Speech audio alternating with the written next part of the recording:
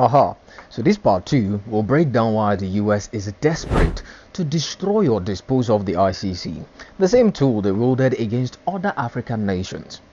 Remember that Hague Invasion Act we spoke about in the part 1 of this video?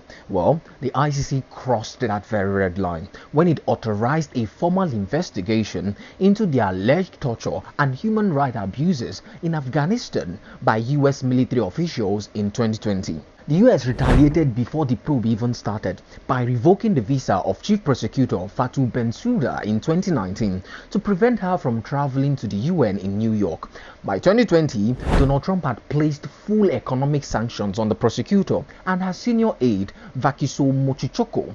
Their US bank accounts were entirely frozen and anyone who dared help them faced legal penalties. But all hell broke loose when the new ICC prosecutor Khan informed the US administration on March 25, 2024 he was preparing an arrest warrant for the current Prime Minister of Israel, Bibi Netanyahu, and his Defense Minister, Yoav Gallant, for war crimes and crimes against humanity in Gaza, specifically the starvation of civilians as a method of war, willful killing, extermination and persecutions.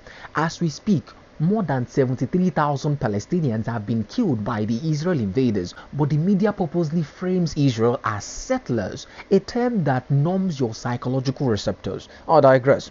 On April 19, a senior US official warned Khan by phone of disastrous consequences. On April 23rd, UK Foreign Secretary designate contact David Cameron warned Khan that if he issued the warrant, the UK would defund the court and withdraw from the Rome Statute. In fact, on May 2nd, 2024, the very day Khan decided he would announce the warrant for Netanyahu and Gallant, he was hit with a sexual misconduct allegation by a female colleague, but he declared the warrant regardless on May 20th. The sexual scandal forced him to step aside by 2025, and he was ultimately voted out of office a few days back on July 24, 2026, making it the first ever removal of a sitting chief prosecutor of the ICC.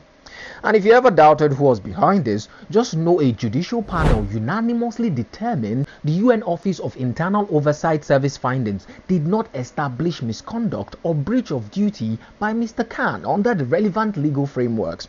A few days later, Marco Rubio publicly launched a US campaign to dismantle the ICC, following a direct phone call from the US Deputy Secretary of State for African Affairs. Chad's government also pulled out of the ICC. Replacing Khan is his deputy, Nasser Shahim Khan of Fiji.